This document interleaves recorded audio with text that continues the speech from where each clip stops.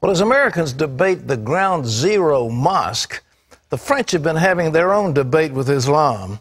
Some are even calling it a struggle against the Islamization of France.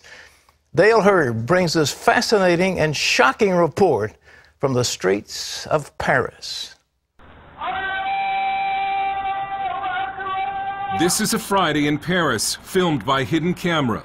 The streets are blocked by a huge crowd of Muslim worshippers, and it's enforced by private security. This is all illegal in France: the public worship, the blocked streets, and the private security. But the police have been ordered not to intervene. It shows that even though some in the French government want to get tough with the Muslims and ban the burqa, other parts of the French government continue to give Islam privileged status. An ordinary French citizen who was watching the Islamization of Paris decided that the world needed to see what was happening to his city. So he bought a hidden camera and started posting the videos on YouTube. His life has been threatened, and so we're concealing his identity. He uses the alias of Maxime Lepant.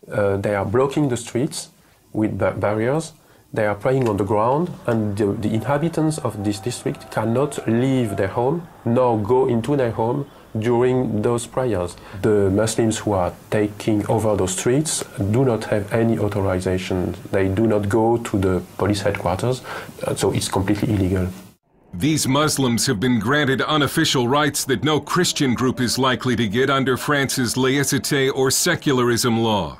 So it says people have the right to share any belief they want, any religion, but they have to practice at home or in the mosque, synagogues, churches, and so on. Some say these Muslims must pray in the street because they need a larger mosque, but Maxime has observed cars coming from other parts of Paris, and he believes it's a weekly display of Muslim power. They are coming there to show that they can take over some French streets, to show that they can conquer a part of the French territory. If France faces an Islamic future, it took a Russian to write about it. It's the best-selling novel The Mosque of Notre Dame, 2048, a bestseller in Russia, not in France. The French publisher Jean Robin says the French media ignored the book for being politically incorrect. So Islam is seen as the religion of the poor people. And so you can't say to the poor people, you're wrong, otherwise you're a fascist. That's how it goes. The book lays out a dark future when France has become a Muslim nation and the famous cathedral has been turned into a mosque. Whether that plot is far-fetched depends on whom you ask. Muslims are said to be no more than 10% of the French population, although no one knows for sure because French law prohibits population counts by religion. But the birth rate for Muslims is significantly higher than for native French. Some Muslim men are said to practice polygamy, a charge this man faced, in some cases with each extra wife having children and collecting a welfare check. With Islam, it's not only a problem of numbers. The problem of Islam is a problem of really principles. Is Islam a political ideology, or is it just a creed? French philosopher Radu Stănescu is an Islamic expert who debates Muslim leaders on French TV. It doesn't matter how many they are. The problem is the people who follow Islam are there somehow in a political party who has a political agenda, which means basically implementing Sharia and build an Islamic state. From the 1980s until just recently, it was a social taboo to criticize or oppose Islam, and so the government and media effectively helped Islam spread throughout the country. We were expecting Islam to adapt to France. Now it's France adapting itself to Islam. About the veil, this Muslim says Europeans should respect Muslim dress. This woman says the veil is in the Quran, and we only submit to God and nobody else. Even if many government elites in France are in denial over Islam, the people in the streets increasingly are not. And they're becoming fed up with what they see as the growing Islamization of this country. They've started staging pork and wine aperitifs or cocktail parties in the street. They're patriotic demonstrations meant to strike back against Islam. Another national demonstration is planned for this Saturday.